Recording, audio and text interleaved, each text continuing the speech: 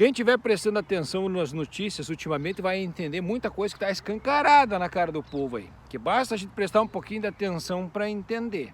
O presidente do Brasil ainda hoje é o Bolsonaro. O Bolsonaro é presidente do Brasil até 31 de dezembro e não é o Lula, é o Bolsonaro. Agora você veja bem, nessa semana teve a Conferência Internacional do Clima no Egito.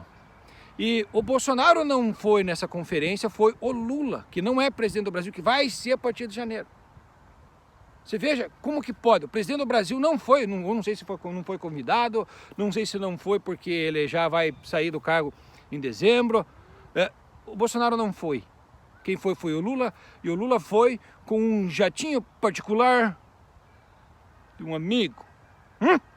Que tal? Aí, como é que você acha que o Lula poderia ter ido na conferência do clima se não num jatinho particular de um amigo? Se ele fosse no jatinho, no avião de linha, de carreira, com certeza ia ter bolsonarista no meio ali que ia causar confusão. Outra coisa que ele poderia ir com o avião da FAB, não, ele não pode ir com o avião da FAB porque ele não é o presidente da República. Então ele não pode ir com o avião da FAB. E outra coisa, que agora tem que começar a analisar, se veja bem. Primeiro dá uma olhada nessa informação. Dados da transparência mostram salários de até 1 milhão pagos a militares em 2020. Ex-ministros como Braga Neto, Bento Albuquerque e Luiz Ramos estão na lista. Agora analise comigo, cara, com toda essa revolta gerada, toda essa revolta que está sendo manifestada na frente dos quartéis a respeito da fraude nas urnas, fraude no sistema político do Brasil. As pessoas não acreditam mais na nossa política, não acreditam nos políticos. Está uma bagunça total, ninguém confia mais nem na polícia, está uma baderna. Está uma revolta florando no coração das pessoas. Agora eu pergunto para ti, seu Lula, agora que ele está prometendo que vai manter a responsabilidade fiscal, que ele vai gastar menos do que ele arrecada, o Lula vai ter que mexer nessas tetas desses militares. Ele não tem como fazer nada se ele não mexer nas tetas dos militares, se ele não mexer nas tetas dos juízes, se ele não mexer nesse tipo de teta, que está cheio de teta. O Brasil é um país cheio de teta. Então, se o Lula mexer nessas tetas, que o Bolsonaro fazia vistas grossas, e inclusive aumentou o valor das tetas, se o Lula mexer nessas tetas, quais as chances do presidente da República, não porque é o Lula, mas pode ser qualquer um presidente que for, qualquer presidente da República do Brasil que for, que mexa nessas tetas, dos chefes das Forças Armadas, por exemplo, quais as chances de um avião que estiver levando ele de São Paulo para Brasília, não precisa nem ser tão longe, pode ser de São Paulo para o Rio de Janeiro, de avião, quais as chances de um avião da FAB estar levando o presidente da República aí, o avião cair? Ops, caiu o avião. Igual caiu o avião do Teori Zavascki lá, quando estava com o processo da Lava Jato na mão lá. Bom, agora para a gente conseguir entender qualquer coisa, cara, é importante a gente ter uma noção da nossa história do Brasil. Eu sei que muita gente vai falar, que chato, o cara vai falar da colonização. Cara, se a gente não entender como foi feita a nossa colonização, a gente não vai entender as notícias de hoje. Se você não entender como é que foi feita a nossa colonização, você vai entender que o Lula pegou um jatinho particular para ir na Conferência Internacional da ONU. Você sabe essa informação, mas você não vai entender os entremeios, cara. Não vai ter como você entender, porque falta aquele conhecimento de como nós chegamos aonde nós estamos. Então, é o seguinte, para começar a conversa.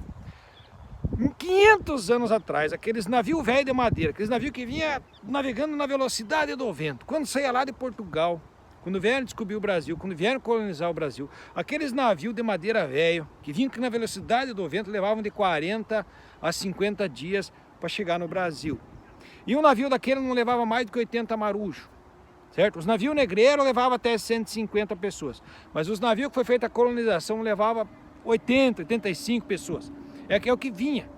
Agora te pergunto, aquelas 80 pessoas que chegavam no Brasil com aqueles navios velhos de 45 dias navegando lá, pegando tempestade, afundava aí, vinham 3, 4 navios, afundava um, afundava dois, tipo... Aquela marujada que chegava no Brasil, só a capa da gaita, cara, chegava na miúda, chegava lá, tudo esgualepado. Como que você acha que aqueles marujinhos velhos, chegaram só a capa da gaita no Brasil, dominaram os de 5 a 8 milhões de indígenas que existiam no Brasil? E os indígenas que existiam no Brasil eram selvagens, cara, os caras eram foda, os caras eram bravos, os caras comiam pessoas. Os índios brasileiros eram canibais, eles eram bons de braço, eles tinham flecha, eles tinham lança, eles eram muito marvados. O índio tinha sangue no zóio, cara, os índios eram marvadão. Então como que você acha que aqueles marujinhos minguados que chegaram no Brasil, conquistaram o Brasil, que estava povoado por mais de 5 milhões de bicho brabo, de bicho nervoso mesmo, bom de braço? Os portugueses compraram os caciques com espelhinho, cara. Deram espelhinho pro cacique, o cacique se achou bonitão ali no espelhinho. Já botou a indiada tudo trabalhar pros portugueses. Foi assim que aconteceu a colonização. Quem matou os índios foi os índios. Eram os índios que faziam aliança. Então teve os tupi. Para começar a conversa, os tupi já não gostavam dos guarani, que já não gostavam dos guaitacá, que já não gostavam dos mauá, sei lá o nome dos índios. Os butucudo. Os índios já viviam fechando pau. Aí quando os portugueses chegaram, fizeram aliança com umas tribos de índio aqui. Depois veio os holandeses, fizeram outras alianças com outros índios lá. Aí veio os franceses, fizeram outras alianças com outros índios lá também. Quem fechava o pau mesmo eram os índios. Aí tinha os índios que não queriam se envolver, que eram os isentão lá, tipo os guaitacá, né? Guaitacá eram os fudidaços. Eram as foda mesmo, que ele vivia na região ali do Espírito Santo. Ali tem o professor Peninha lá, do Não Vai Cair no Enem, que conta a história dos guaitacá. Tinha os guaitacá, tinha os charrua lá no sul do Brasil. Tinha os índios fodão que não queriam saber de conversa com branco. Mas não adiantava, o resto fazia acordo, o resto era vendido. Os outros caciques aceitavam espelhinho e facão em troca das suas terras, em troca das suas riquezas, do ouro, das madeiras, dos tesouros.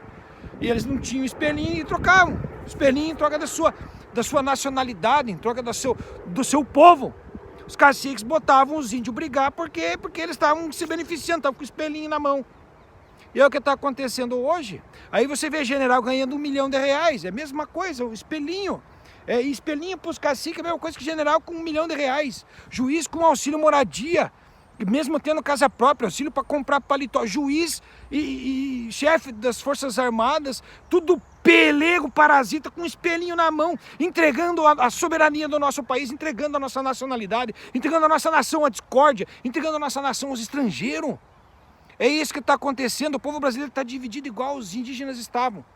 Nós somos fortes se estivermos juntos, mas nós estamos brigando e estamos fechando o pau. Nós estamos nos destruindo. Por quê? Porque nossos caciques, nossos juízes, nossos generais, nossos políticos, que deveriam nos representar, estão todos intertidos e admirando-se nos espelhinhos, igual os caciques estavam na época de 1500, na época da colonização.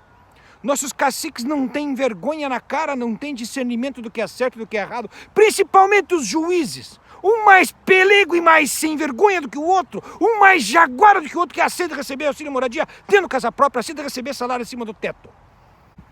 Agora, meus amigos, analisem que todas essas manifestações, toda essa divisão entre o povo brasileiro não é nada além da história se repetindo novamente, porque a gente não aprendeu nada com a nossa colonização. A gente não aprendeu com os fatos que já ocorreram, com a Guerra do Contestado, com a Guerra de Canudos. Tudo o que aconteceu vai acontecer novamente porque o povo não aprendeu a lição.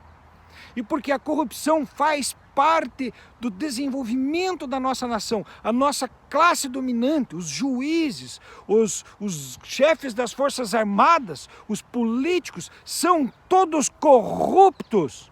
Aceitam a corrupção de uma maneira natural, porque cresceram em um país de corruptos. E é natural para um juiz receber auxílio moradia e acima do teto, porque é natural. Porque ele estudou, porque ele tem várias justificativas, eles conseguem várias maneiras de justificar a sua consciência, que pelo amor de Deus, um juiz tinha que saber o que é certo e o que é errado.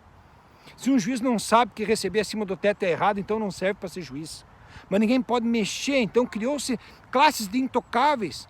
A cúpula das Forças Armadas são pessoas intocáveis, pessoas que não têm vergonha na cara, pessoas sem raça, pessoas corruptas que cresceram e que se beneficiam da corrupção endêmica. Porque nós crescemos em um país onde os corruptos se dão bem, onde se a pessoa for honesta ela vai se dar mal. O crime no Brasil compensa, desde que seja um crime grande, desde que seja em grandes proporções, desde que seja possível comprar a justiça, que no Brasil não passa de um mercado. A sentença de um juiz no Brasil é uma mercadoria. O que eu vou dizer das Forças Armadas, cara? O que eu vou dizer do Bolsonaro? O Bolsonaro, se realmente fosse um líder, se realmente ele fosse a pessoa que os bolsonaristas acreditam que ele estaria na frente dos quartéis lá também, pedindo intervenção militar. O velho da Havan também, um dos grandes fomentadores das manifestações, estaria com as lojas fechadas. O cara está com a loja aberta lá. Lojas Avan, todos os patrocinadores das fake news que financiaram a campanha política do Bolsonaro, toda aquela galera que se beneficiou e nadou de braçada no dinheiro público durante os governos do Bolsonaro. Está todo mundo funcionando, todo mundo agora tentando fazer, tentando se aproximar do Lula. Até mesmo as igrejas evangélicas, os pastores, que não, o Deus da esquerda, o Deus da direita, que Deus que vai ganhar. Então quer dizer que o Deus da igreja evangélica é mais fraco do que o Deus da esquerda? Os evangélicos falaram que tinha um Deus da esquerda e um Deus da direita, não eu. Os pastores falaram que tinha Deus da esquerda e Deus da direita. Então quer dizer que o Deus da igreja evangélica, o Deus da direita é mais fraco do que o Deus da esquerda, é isso? E vamos esperar até o dia 30 e vamos ver quem é que vai ganhar, quem é que é o Deus verdadeiro. Pelo menos a gente vai saber quem é o Deus vivo, é ou não é? Se é o Deus da esquerda ou o Deus da direita, tá bom? Não, agora os pastores já estão perdoando, já estão abençoando o Lula. Por quê? Porque eles não têm vergonha. Eles não têm discernimento do que é certo e que é errado. Eles vão conforme a música, dançam conforme a música, e todo mundo está querendo simplesmente receber o seu bom negócio, mesmo que esse negócio seja injusto. Então, o que é a corrupção? A corrupção é um negócio injusto. É injusto filhas de militares receberem 100 mil reais no mês, simplesmente porque nasceram filhas de um general, enquanto pessoas passam fome no Brasil. Isso é corrupção. Não, mas não é corrupção porque é para as filhas de generais. É corrupção, é ladruagem. É ladruagem, sim. Um general recebeu R$1 milhão em um mês. Ah, mas é porque tinha férias, é porque tinha bonificação. É errado, é ladruagem, é corrupção. Isso é roubo. É roubo. General que recebe mais do que o teto de salário permitido na Constituição é ladrão. É roubo. Não pode receber acima do teto. Existe um teto, aquele é o teto. Aquilo ali não é a base, aquele é o teto. Abaixo de 40 mil. General, qualquer um que receba acima de 40 mil de dinheiro público é ladrão. E é ladrão. Então, gente, a questão é a seguinte, vamos entender que tudo que está acontecendo já aconteceu no passado, a história só está se repetindo. E cabe a gente entender o que está acontecendo e entender que esses caciques que estão se admirando nos espelhinhos e entregando a sua nação, entregando o seu povo ao amigo, entregando o Brasil à discórdia e talvez a uma guerra civil, essas pessoas não servem para ser nossos caciques. Eles não servem para ser nossos líderes. E falando em líder, a democracia foi feita, cara. Durante a campanha eu fiz muita campanha contra o Lula. Eu fiz muita campanha contra o Bolsonaro também. Nem o Lula, nem o Bolsonaro. O Ciro Gomes fez muita campanha. Recebeu só 3% dos votos. E o pessoal agora critica, cadê o Ciro Gomes? Tem gente que tira sarro do Ciro Gomes. Cara, o Ciro Gomes conseguiu, ele fez um projeto. O Ciro Gomes mostrou o projeto para a população brasileira. Todo mundo soube do projeto do Ciro. O Ciro apresentou seu projeto, foi candidato e se propôs a fazer aquilo que ele escreveu, caso fosse presidente. A população brasileira ficou dividida. Ah, não, se não votar no Lula, Bolsonaro ganha. Se não votar no Bolsonaro, o Lula ganha. Ninguém viu projeto de bosta nenhuma de ninguém. Ninguém viu merda nenhuma de ninguém. Pois bem, o Lula agora foi eleito, o Ciro Gomes sumiu, e sumiu tem mais que sumir mesmo. Tem que deixar o troço agora queimado do jeito que for, porque agora o Lula é o presidente. E quanto mais você resistir contra a presidência do Lula, pior para você. Quanto mais você não deixar o Lula governar, quanto mais você ficar fazendo protesto contra o Lula, pior para você, pior para mim, pior para todos nós.